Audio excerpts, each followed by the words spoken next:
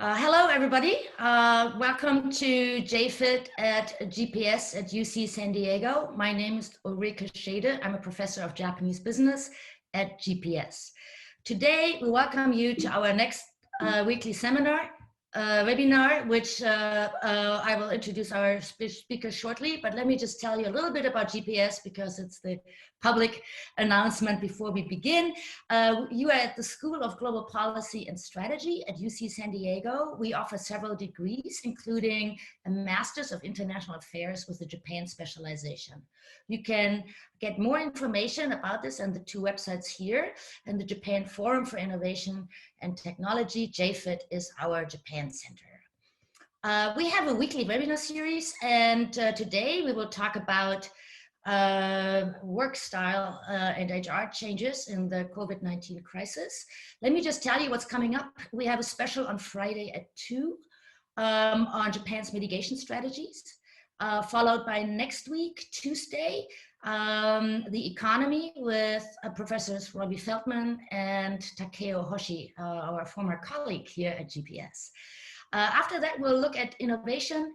And then on June 2nd, the business reinvention of Japan. That's Professor Haggard and myself, followed by Professor Naoi on the new trade regime on June 9th, and a Japanese religion in the time of crisis on June 16th. Today, we talk about the workplace and HR management issues triggered or accelerated or invited by the current crisis. The speakers that we have are an outstanding panel. We have Kyota Omori with us, who is the chairman of the Mitsubishi Research Institute. Before taking over the head of MRI, Omori-san was for many years at Mitsubishi Bank and MUFG, and also the chairman of the Union Bank of California, which is now Union Bank from 2008 to 2010. He's also a member of our international advisory board. So thank you, Omori-san, for joining us. Following Omori-san will be Lei Tsao, who is a regional HR manager at Amazon Japan, where she's in charge of all regions of Japan except Kanto. And before joining Amazon, she was an HR manager at one of Japan's very large automobile manufacturers. And she will talk about her experience at this auto company. And she was also a JUMP participant at JFIT. JUMP is our executive women executive education program. And finally, we'll have David Richards, who is the Chief Administrative Officer and Managing Director at Morgan Stanley MUFG Securities in Japan. He has great insights on the Gaishikei, the foreign companies in Tokyo, and we'll talk about that. David is a graduate from UC San Diego. He's a Triton of political science, 1986. Thank you, David, for joining us. Before I give the microphone to Omori-san, let me just make sure that we're all sort of on the same page. So you've maybe seen this graph. This is Japan's cases of COVID. The red is the current cases, and the blue is the recovered, and yellow is the deceased.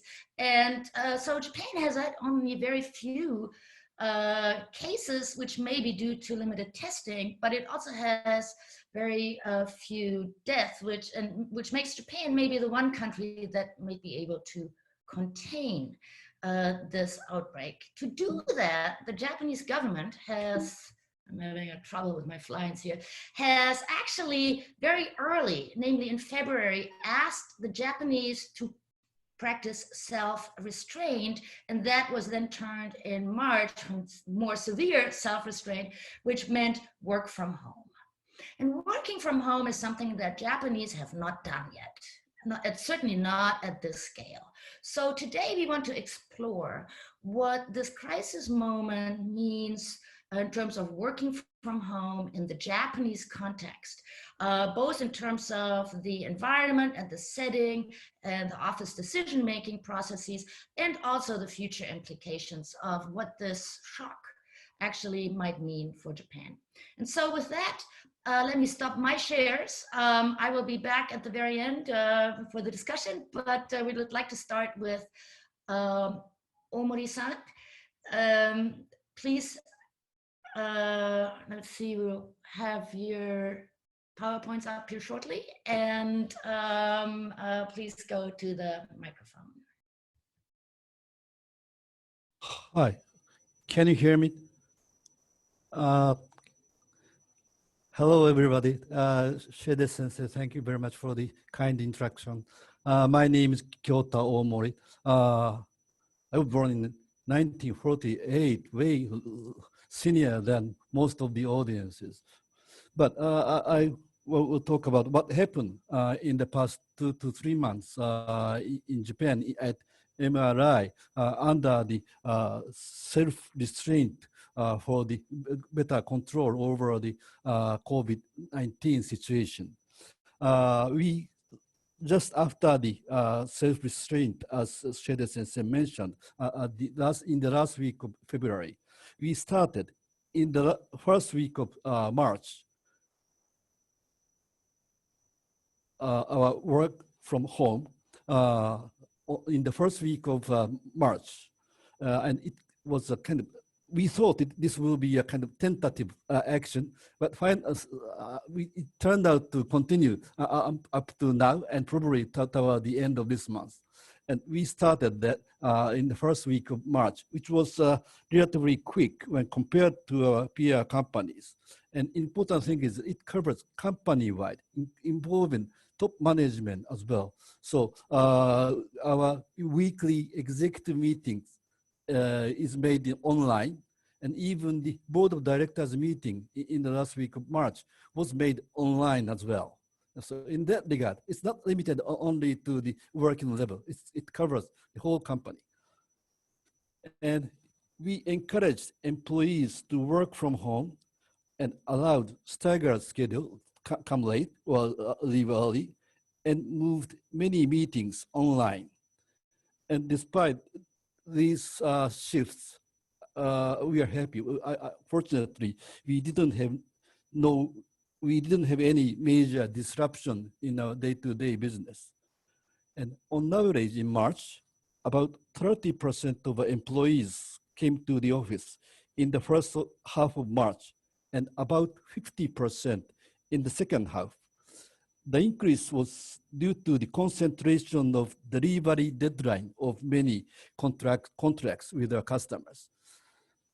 And then in April 2020,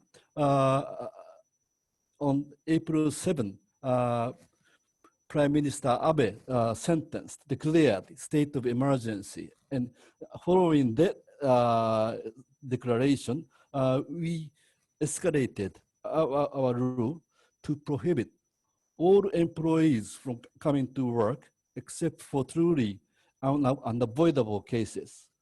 As a result, the attendance rate declined to less than 10%, and still there has been no major trouble. And we have good reasons why working from home has worked well so far. One, MRI employees have accustomed to working from home. Two, our customers, including government offices, are also getting used to working from home. And finally, after getting through the busy month of March, our workload returned back to the normal pace in April. That's why we are still working well in the stricter control over working from home rather than working at the office. And however, one more thing, if I may add, our employees faced a number of inconveniences in changing their work style and incurred various expenses by working home. To cover it, the company decided and paid 30,000 yen bonus to all employees in April. Then I will talk about the pros and cons from the employee's point of view. One of the, I would say, the biggest advantage for our employee is that they are free from rush hour commuting. As you know, the Japanese train is very crowded, notoriously crowded, particularly in the morning and in the evening. So they are free from that kind of trouble. And second thing is work-life balance or flexibility. For instance, for working couples, taking their children to nursery school and picking them up from the nursery schools is a daily task, which is very cumbersome. And one of the parent has to start different working hour, like arriving late or leaving early. Then if you work at home, you can pick up or drop off much more easily, since the nursery school is located closer to your house.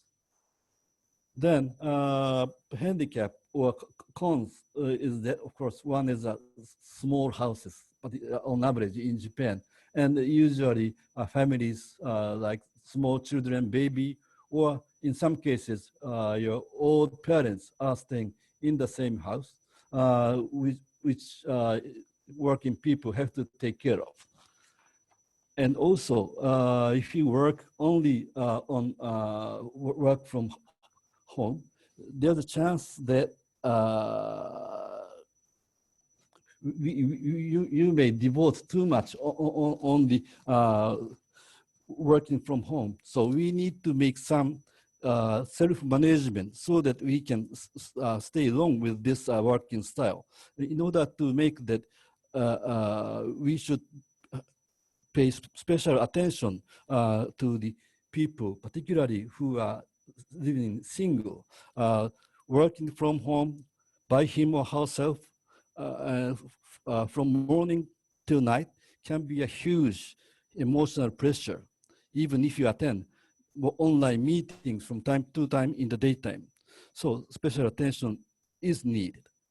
Another thing, in the last bullet point, we have a good culture in Japanese company to enjoy some off-business communication, even within your colleagues or friends after working hours, not your home, in the neighborhood of your working place.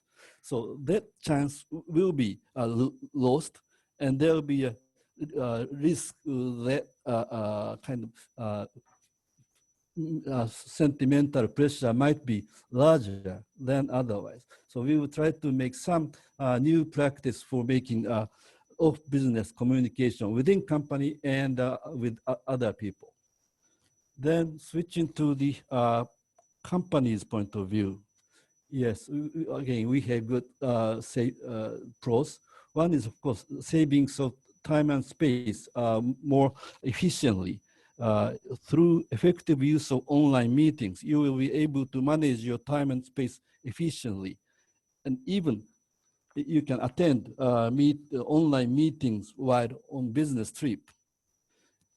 Another good thing is that it's a good opportunity to change and streamline miscellaneous jobs and paperwork. Typical Japanese custom of seal chopping, hanko, inkan shogo. We will be able to, we should and we will be able to get rid of that old practice. And regarding the office space, I think as a consequence, it will become less important to secure wide office spaces, particularly in urban areas where rents are outrageous in Japan. And of course, there are cons or challenges for company. From the company point of view, I think important thing is to maintain the quality of communication. Of course, you can communicate in online meetings, but for discussions on complex idea or creative brainstorming type of meeting discussion, I think it is better to have face-to-face meetings. And if you depend too much on online meetings, then as I mentioned earlier, you may lose lose the opportunities to build personal relationship or partnership within an outside company. Another thing is that you need to educate young and new employees, which better fit with the face-to-face meeting rather than simply making online education. And if not, I think particularly for the younger generation, the sense of unity is a good aspect of Japanese company, may be weak, may weaken, or overall performance may deteriorate. And it is another source of concern from the HR department point of view. It is very difficult to check and evaluate the efficiency of each employee, who's working well and who's not so well. And so in Japan, on one hand, there's a good culture, traditional culture, to value organizational harmony, seniority and stability. And on the other hand, job description for each individual is not so clearly articulated in the US. Those kind of special situations should be taken into account if we shift in the long run to depend more on the working from home. So as a kind of conclusion, I think we have to think about a better balance between friendly and family culture of Japanese company and keen attention to better productivity or strong results in the kind of non-Japanese culture. Thank you. Well, thank you very much, Omori-san. It's great to hear your perspective from MRI. And without further ado, let's move on to Lei-san, who will share her view of the HR manager. Okay, thank you, Professor Shade. So first, let me share my screen.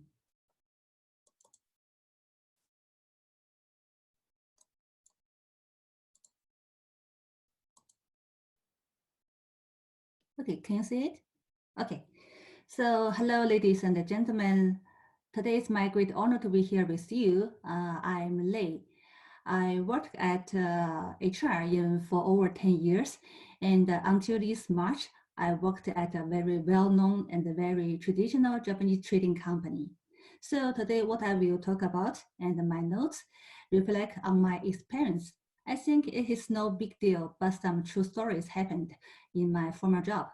So, and it may not be representative of all Japanese companies, and some of it is just my personal impression. So with this caveat, let me share my observation of the current situation in Japan. So I think today's theme is about the remote work in Japanese company. So I will share some experience for my former job. And I think in my former company, so for the remote work, the process we can separate for 3 phases. So the phase 1, it is in 2019. I think at first we have these activities as a very activity introductions. Do you know how Japanese government introduced the work style reform law in Japan? I think maybe you don't know. So this is just last year. So Japanese government enact work style reform law just in last year. I think maybe it's because this year the Tokyo Olympic will hold in Tokyo. So at first, so for the work style reform, we are focused for the target for formal employee, dependent care provider, and the younger employees. So the purpose of it is for increased productivities, improve employee satisfaction, and the lower turnover rate and the strong recruitment. I think in the beginning of these activities, it is very difficult to start because at Japan, at first, the employee don't understand what is the remote work because they think remote work is work at home, but home is a relaxed place And I think in Japanese companies, so each employee have very high pressure. And if they take by the work, go back to home, I think they cannot separate which is relax time and which is the working time. And also in Japan, you know, the house is very expensive. So almost a family is for people and have the 2LDK, it means 2 rooms. So maybe 1 room is for baby and 1 is room for the wife. So it is very difficult to make a study room for work. So always a lot of the people just working in the living room, and maybe sometimes the baby and the wives come here and they cannot keep very quiet, and maybe sometimes it's noisy, it's very noisy. And also just now in Japan, so all the people is working at home and all the school is closed, and the baby and wife and all the family members just stay at home, and it is very harder for work at home. And for phase 2, this last year, I think this activity is something to change, because as you know, the Tokyo Olympic will head this year. So from last year, the government asked employees to how to prevent the commuting congestion, and ask the companies who have the head office in Tokyo, let the employee to work at home. And this is almost a focus for Kanto area employees. And at my former job, we have the head office in Tokyo, and in this office almost have the 1,000 employees. So at first we should ask the manager to let them team to work at home. But as you know, a lot of the employee doesn't like to at home because they don't have the space or high internet speed, and also some printer and something else. So they want to go to company. Yeah. So how to make them to change their mind is very important. So for phase 3, as everybody know, from this year, the current emergency is major. So government requests all the companies have to stay at home and work at home, and also keep social distancing. So this time, the target is for all the employees. So I think just for these 3 phases, so just at the first is focused maybe for former employees, and then go second phase for canton area employees, and last, just in this situation, we are just face it for all the employees. And here, what did HR do to promote the remote work? So because we have this activities around the 3 years. So at the first, I think we are the pioneer of these activities. In fact, we don't know how to promote these activities very well. So at first, we just think about we should change the employee's mind. So let them know what is the concept of the remote work, and what is the merit of this system. And we also planned the try system to praise the dancing. But at the first, we just make a new configuration, and for the new member, we make the new system. But the system is very complex. For example, if you want to make the remote work at home, you should apply at first. So it means not every employee can work at home. So your manager and HR will judge if you are a person can control yourself at work without the manager working together. So for the application, HR will take 2 weeks to make the approval.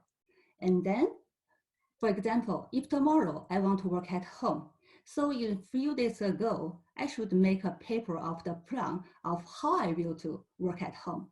For example, make the timeline for 1 day, and what is with the achievement for the job today. So I think it is very complex for everybody. Yeah, because I think it is more difficult to work at a company. And then today I just working at home. And tomorrow when I go to company, I should take this paper and to report to my manager. So yesterday, what I did and what is the achievement. Yes, and then the management and apply what is my yesterday job. I think just for this process, Yes, it's very complex. It's for prepare the remote work and do the remote work, and then for report the remote work. I think just for this process, and I think it's more difficult to work at a company. So a lot of the employee doesn't to work at home. And then just now for this phase, so for all the employees have to work at home. So HR just now make this system very simplified to support to have an easy work at home. And also just now we request the business unit boss to comply and the employee and support for the employee. And just now, because almost most of the employees have to work at home, so the IT system don't have a good support. Because at first, we don't imagine so many people will have the remote work. So at my former company, there has just a 500 access line for remote at work. But just now, maybe 3,000 people work at home. So the access line is not enough. So I think just if you want to improve the IT, if you want to improve the remote work, so change the mind, and also for support for the HR system and also IT system. So we should do a lot of things to remote it. I think just now until this year. So we just focus on the HR system, how we build the system for support people, and we don't collaboration with the other department. So I think just now the HR is also the security and the IT and something other department to make a more whole system to support it. And just now we promoting for the remote work, and there is a lot of the issues need to be solved. I think most of these issues come from Japanese business culture. So I think in the part 2, we will have some discussion here. So just for my mind, I think so a lot of the issues come from, for example, how to make the whole install with manager and the members. So maybe you don't know what is whole install. So whole install is mean presentation and the conduct and the meeting with your boss and the members. Yeah. And then how to communicate with the team. You know, in Japan, we always operate of the teamwork. So I think in Japan, a team is very strong, but it may not be very strong for individual. Yes, so how to make the team working together, and when I work alone, how to keep for very high performance. I think this is a very big problem in Japan, and then a lot of the problem, yeah, and then we will discuss. And then at last, I will talk about, so just now for the employee, what is the big challenge for them? So this is Nihon Keidanren have a service result. The most of the point is for communication, preparation, and motivation.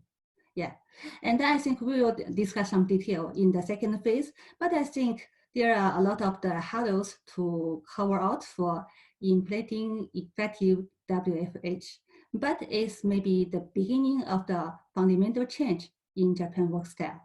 Okay, just a brief explanation. Thank you so much. Thank you so much, Lee-san. That's terrific. And I'll make sure we come back to this issue of culture and work culture in the second round. But let me give the microphone to David. So before we're going to go into the depth of the Japanese culture, talk a little bit about what you see in Japan going on with foreign companies. Okay, well, thanks, Ulrike. And thank you very much for hosting this. I think it's fantastic that you and the program are continuing to put on these programs. Thank you, Omori-san and Lei, also for your excellent presentations. I learned a lot from those, and I'm looking forward to the Q&A. I'm going to give a brief disclaimer here, similar to what Lei did, and then I'm going to move on to my comments. I don't have any slides to give here. I'm just going to speak. So unfortunately, you're going to have to look at me while I speak instead of slides, but hopefully this will lead to some good Q&A when I'm done.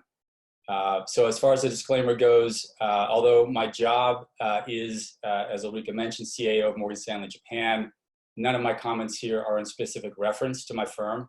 I'm participating in today's event purely in a private capacity and not in my capacity as an executive at Morgan Stanley. Anything I say represents my views and not those of the firm. So with that out of the way, I'm going to focus my comments on three broad areas. The first one is, how is the foreign financial industry in Japan approached and dealt with this crisis? I'll speak with probably a little bit more reference to the US financial industry relative to the European or other non-Japanese Asian financial companies, simply because I know the US industry better than those other areas. Secondly, what are the medium and long-term industry implications? I think that's going to be obviously very important, and both Omori-san and Lei have touched on those to some extent.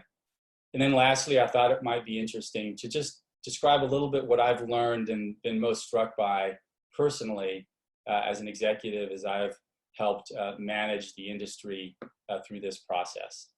So let me start with how the foreign financial industry in Japan has approached and dealt with this crisis.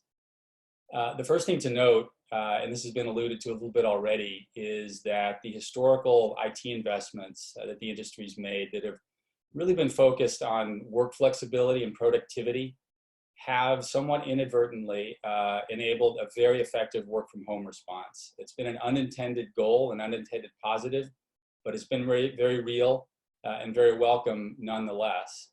It's enabled us to through the entire industry, have very large numbers of people on very short notice go home and begin to work, and do it in a way that's been remarkably undisruptive. I think if you had told industry executives 3 or 4 months ago that many of their firms would have anywhere from 70 to 90% of their staff working from home, and it would have been happening with relatively little disruption to industry, I think no one would have believed you, not for a moment. But that's more or less what we've managed to accomplish. So it's been, I think, good, and I think it certainly demonstrated the benefits of the industry having maintained a high level of infrastructure and development and investment, including cybersecurity, which has enabled this. I think it's important to point out, having said all that, that it's not been totally seamless. Clearly, there have been individual disruptions along the way. Not everybody can just go home and work easily. We've talked about the issues related to families with small children or school-aged children. Many people don't have all the necessary equipment they need to work effectively from home. So that's going to require major continued work between industry and government. And we'll certainly continue to do that. But I think overall it's been surprisingly effective in terms of our ability to send people home and work from home. In addition to that, this observation about technology infrastructure holds very much for business activity as well, not just at the individual level. Despite record levels of trading volume within the capital markets, both I think in the equity and fixed income side, extreme volatility within the capital markets, the industry trading infrastructure has held in remarkably well. It's really done very well post-crisis. It's designed to scale and be resilient. And we've really not seen any serious market disruptions. Again, I think very few people would have predicted that given what we've been through. Lastly, as far as these observations around how we're dealing with it goes, I just want to highlight that the post-global financial crisis, so the 2008-2009 financial crisis, regulatory infrastructure has also demonstrated its usefulness. We all know that the economic devastation that's coming from the crisis globally, not only here in Japan, but in the US and Europe, the rest of Asia and other regions as well, has been horrible. And this is not a Japan-specific point, but it certainly relates to Japan, with banks now far better capitalized, much more long-term funded, and just overall better risk managed relative to the pre-global financial crisis areas. We've really had a road test of that regulatory infrastructure, and it's held in well. Fortunately, what is clearly an economic crisis has not, at least yet, knock on wood, morphed into a financial industry crisis. And that's very good news for the continued transmission of credit and other vital financial functions that the industry can provide. The credit costs obviously will go up for the industry as companies struggle to repay their debts. We're seeing that already within a weaker economy, but generally I would say the financial industry has remained quite resilient, and that's a good sign. A couple other things I want to point out before I just move on to implications. One is that in crises like these, one of the things that really we found, I think, for the industry is helpful for companies is that if you're more global in nature, when you have crises like these, you benefit enormously from the resources and experience of what's happening in your other offices. So for those large multinational companies that are significantly placed in Asia, in Europe, in the United States, there's been a huge amount of collaboration as they've responded to this crisis. And that's really enhanced, I think, the agility and the ability to reduce missteps as we've planned in our separate regions. So communication among different regions and the ability to leverage each other's experience as this crisis has taken hold, I think has been a huge positive for companies that are in the fortunate position to have those. Lastly, I think I want to highlight the important role of industry organizations in this process. The industry organizations such as the IBA, that's the International Bankers Association of Japan, the American Chamber of Commerce in Japan, all have shown enormous value here in enabling the industry to speak with a unified voice on matters of mutual interest and concern and share best practices amongst each other in terms of how to keep their employees safe and healthy. So I think the value of industry organizations in this context have proved enormously useful, and the industry, I think, has used those well in approaching and dealing with this crisis. So those are my thoughts on really how we've dealt with it. And I'll move on now to a few points on the medium and longer term industry implications. The first one, and this has been covered well, I think, both by Omori-san and Lei, is, no surprise, we're going to see going forward vastly more flexible work arrangements. We, as an industry, had been moving in that direction, I think, for a long time, and I alluded to the investments around IT infrastructure that have helped that. But we're going to see a lot more just structural work from home. I think many companies are talking about a run rate significantly higher work from home employees going forward than we've seen historically on a permanent basis. I think this crisis really will set the bar much higher for probably an indeterminate and potentially permanent basis, a much higher bar on in-person meetings and a range of other type corporate functions that bring people in close contact with each other. And hopefully, there will be a lot less stigma in Japan around not being at the office. And the office is a measure of your dedication to the company and the value that you bring. Ulrika mentioned this, and I think it's a really key point. Japan has an opportunity here to really, I think, rethink its long-standing work arrangements that are very much focused on being at the office and working long hours. And I'm really hopeful that through the good offices of industry leaders like Omori-san, we can begin to change that mindset. And this is an ideal opportunity to do so. We've really got to seize on that. I think it's very important. That said, I think it's also important to remember that the physical workplace has an important role here. We're also realizing that. It fosters collaboration, it fosters idea creation and development, and it's very important in giving a sense of connection and belonging. So we're seeing the extreme end of work from home. We're seeing the extreme end of no actual contact with our work colleagues. And we're realizing that too much of it, too much work from home, too much isolation is certainly not a good thing either. And so what we're going to see going forward is, I think, a process of determining how do we maintain and further cultivate the benefits of more flexible work arrangements and the ability of work from home, but also making sure that we don't completely leave ourselves without the ability to access the benefits of collaborating in person. And so that's going to be an ongoing, iterative, I think, trial and error project throughout the industry. But I'm actually pretty optimistic we'll get to a good balance on that as we look to find ways to bring those both to their ideal levels in ways that will contribute to productivity and greater job satisfaction among people who work in our industry. I think also what we're seeing now is that this whole process is creating an opportunity for a constructive review of certain outdated modes of industry interaction. Again, this has been alluded to, but there's a lot of industry practice, particularly here in Japan, that have relied too much on face-to-face communication, paper-based transacting, and so forth. So we're going to be reviewing those, and there's going to be significant opportunities to digitize here that we want to make sure that we take advantage of. Lastly, let me move on to what I personally feel I've learned in terms of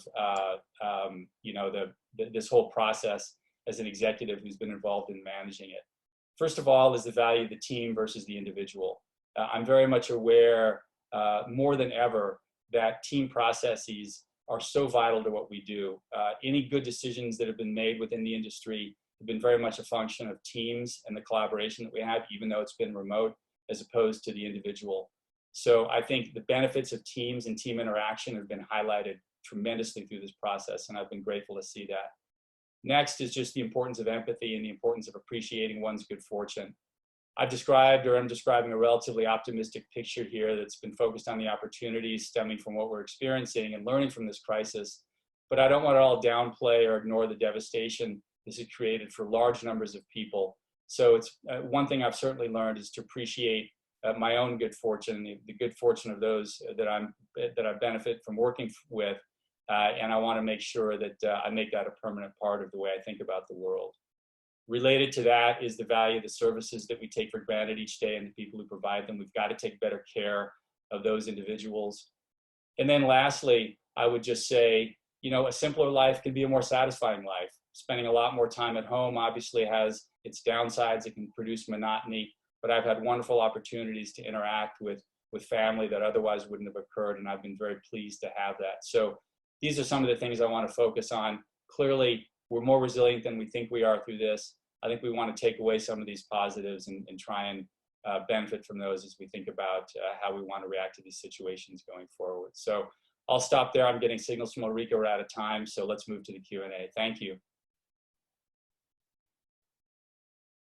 Thank you very much, David. So we have a little bit of time. Sorry that I'm the German taskmaster here, but I want to make sure that the audience can type in some questions. I will not call on you, but please type it up, and then I will collect some of these questions and bring them to our three guests. So let me see whether we can have all four of our faces here on the screen, if that's possible. So there's a set of questions around the long-term implications of this, right? And there are two aspects to this. One is the larger Japanese economy, and the other is sort of the HR practices of managing a transition from a process-oriented workplace to an outcome-oriented telework setting, right? And so I want to ask first Omori-san to talk a little bit about sort of the long-term implications of this for revitalization and diversity and the larger issues. And then I want to turn to Lei and ask this question about how HR departments are adjusting their training and assessment processes to get away from this process measurement to more of a productivity or outcome measurement. Omori-san, you want to start us out? Yes, thank you for the good question. Yes, it's a kind of long-standing issue for the Japanese company or Japanese culture even. We have been aware that our culture is somewhat different from the rest of the world, which has good aspect and also negative or kind of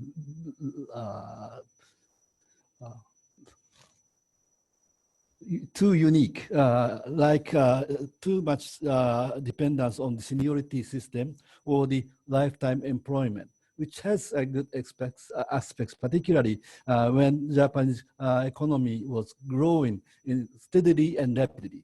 Now, after experiencing the last 3 decades, I think we should try to focus more on the, say, active involvement of each individual, rather than, of course, we should respect the good culture of teamwork, but at the same time, we should try to pick the good idea of younger generation.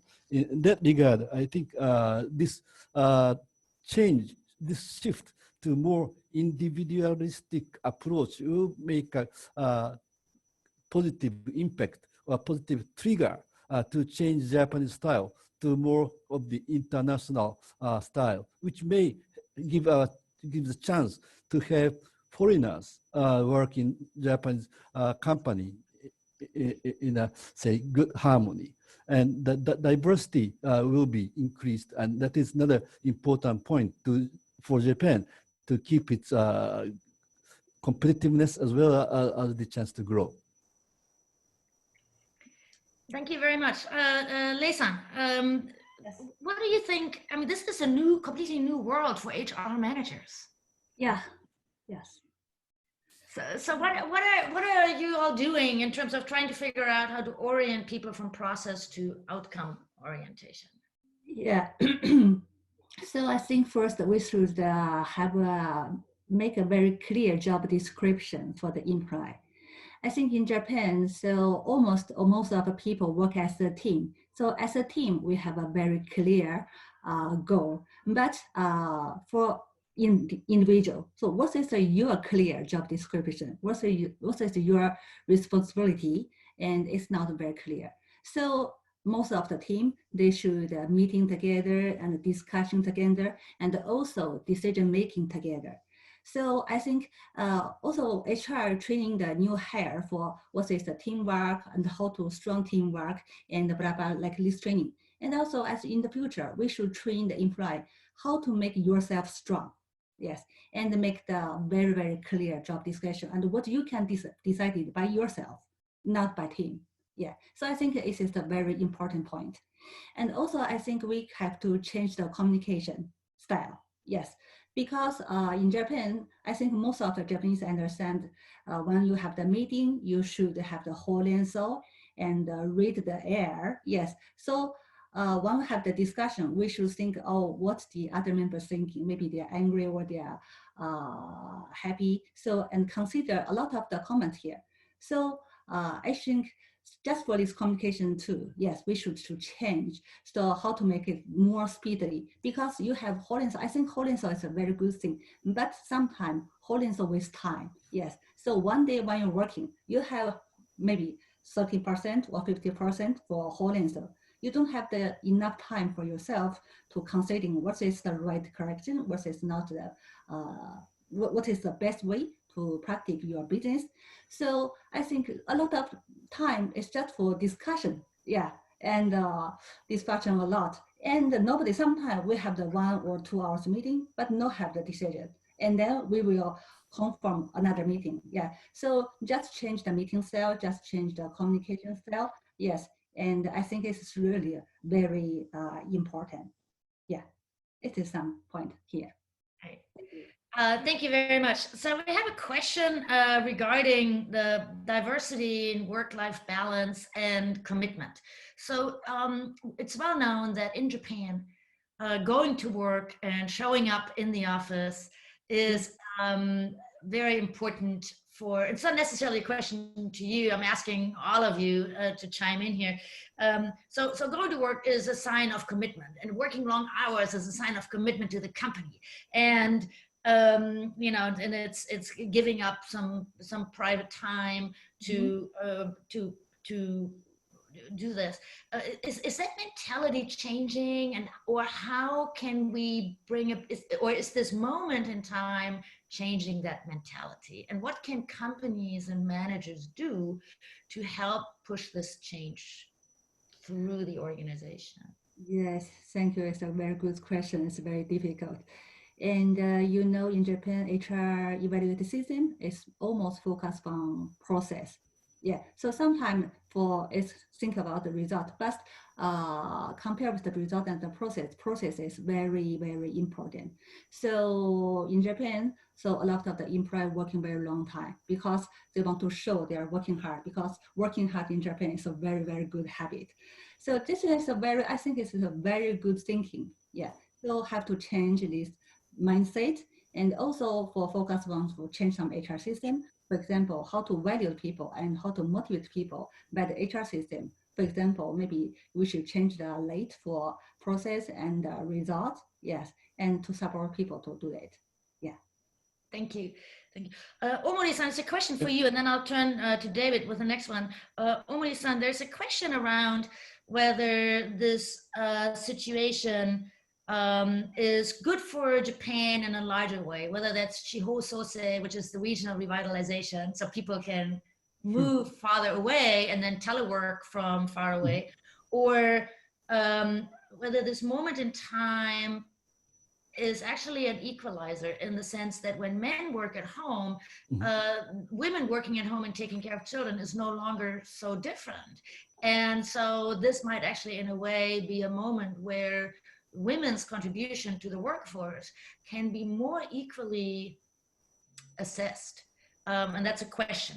What do you think about those? I think it will be a good triggering point to change the long term, to make the long term shift more to the revitalization the regional community.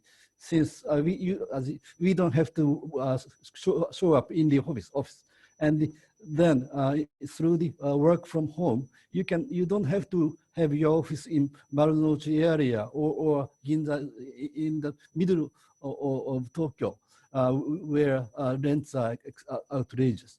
So you can move to other place, your office to other place, and you people can live in say countryside and work for the company headquartered in Japan, in Tokyo.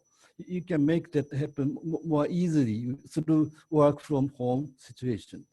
And it is another source of concern for Japan is that we have too much concentration in Tokyo metropolitan area where many senior people get together. So we need to make some good solution to diversify or decentralize the population from Tokyo or Osaka to countryside. And I think through the work from home, you can stay at countryside to enjoy good nature and as well as contributing to the economy through work from home. So in the long run, I think we can make that happen, and we should try to make that happen. Very good. Thank you very much. David, there's a question on banking, privacy, risk, IT capabilities, and this whole switch to, also are the banks open? I mean, other people who are going to the bank, and then at home, Lei mentioned a little bit that, even if people have a printer, it's not allowed to print because there's a security concern. And Japan has always been this anzen daiichi place, and safety first, and very risk averse. David, what's your inside your office? You run the administrative side of businesses. How do Japanese companies make this transition? I understand that the foreign companies have already made these IT investments, but what's your sense in Tokyo how Japanese companies are thinking about these? Sure. Yeah. Look, I think it'll push the process forward. I think Japan has been relatively cautious in terms of implementing some of the digitization and banking that we've seen in other regions, particularly in Europe and in China and in the US. And that's understandable. A lot of that is culturally driven around privacy concerns, and those are important. But I think there are ways to accomplish that while still reaping the benefits of the convenience and efficiency that comes from banking that doesn't require you, for example, to go into a bank branch. And with many similar situations through this crisis, I think what we've seen is that a lot can still get done even if you're not there physically. And my hope is that this will demonstrate that the Japanese banking system is already well on its way toward rationalizing its branch structure. Many rules and regulations are being eased so that the large banks can invest more easily into fintech and other non-traditional areas. I think this will accelerate that process. I think there will be a laudable continued focus on making sure that privacy concerns are appropriately addressed. And it'll look different here, clearly, from what it does in other parts of the world. But I think that process is going to be accelerated through this. I think it's going to be a good thing. I think it requires some additional investment, but it'll also be very helpful for the industry, which is already, I think, strained through the costs associated with maintaining large branch networks and finding sufficient people and staff at a time when labor traditionally over the last couple of decades has been relatively constrained. So I think this will push it forward. It'll cost some money, but I think we'll see an accelerated process over the next few years because of this.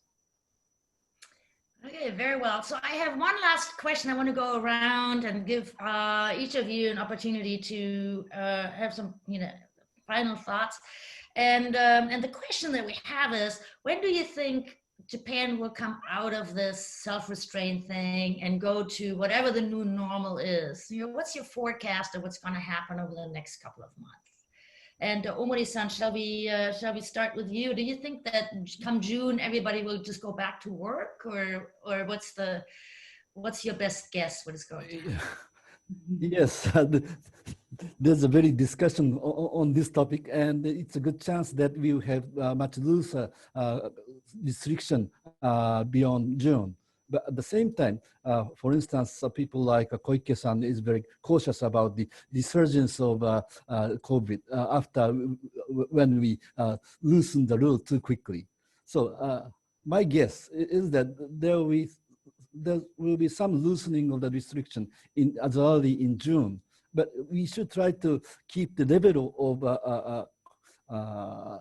awareness of the risk, not to go back to where we are in February. We should try to keep the good level of as we experienced in March and April. So kind of somewhere in between, and try to have adjust to the new normal. Lei-san, what do you think? Will everybody come back to the office trying to impress their bosses? So actually, I think for this crisis, so Japan really changed a lot. Yes, and after COVID, I think maybe some people want to go back to the workplace. So, but I think maybe somebody for this time, they can just understand what's the made for remote work. Maybe you can focus on your own work, and maybe you can save your commuting time and think, and also for the female employee, it is very easy for them to care the child at home. So I think just for maybe the young employee, female employee, like to work at home, but for some oji-san, for some older employee, so go to the company, have the communication with the team member together, I think they will make them more happy. Yeah, this is my opinion. Thank you. Great. David, what do you think? What's the new normal? I think there's a big desire to get back. I think that we do have some risk, particularly if the state of emergency comes off as planned at the end of May, that people take that as a signal that, it's okay to head back en masse. And I think that's something we're going to have to guard against. So I think what we'll need is some stronger guidance from both the national and the local government here in Tokyo, specifically providing perhaps some numerical or quantitative guidance that will help companies manage that process. I think it's important from a health and safety perspective. If the numbers that we're seeing continue to improve in terms of new infection rates, there certainly will be significant scope to come back. But I think it's got to be measured, and I think the government's going to play a critical role in helping to ensure that that happens. So a phased process is what we need to see. I think over a period of 2 to 3 months, getting back to full strength around the autumn or late in the year is what we should be targeting. Let's take it slow, and let's be prepared to reverse course if we need to. I think that's going to be very important. Stay nimble, stay agile, stay healthy. Great. Thank you very much, all of you. This has been a terrific gathering with wonderful insights. And I would like to so thank you and tell our audience what's going to come up next. We have on Friday the Consul General of Japan in Los Angeles and the Honorary Consul of Japan in San Diego, Kate Leonard, and the Honorary Consul Akira Muto, talk about what Japan is doing. This is a special time and day. It's Friday at 2, followed by next week, the Japanese economy. And I'm just going to go to my next slide here, where we'll have Robbie Feldman from the Tokyo University of Science and Takeo Hoshi from the University of Tokyo discuss the economy. And some of the questions today were about the future and where will this go? And my guests next week will be fabulously positioned to help us understand that better. So for now, let me thank all of you. Thank you, Omori-san. Thank you, Lei-san. Thank you, David. Thank you, audience, for joining us today. And we will see each other again next week at the same time. Thank you and bye-bye.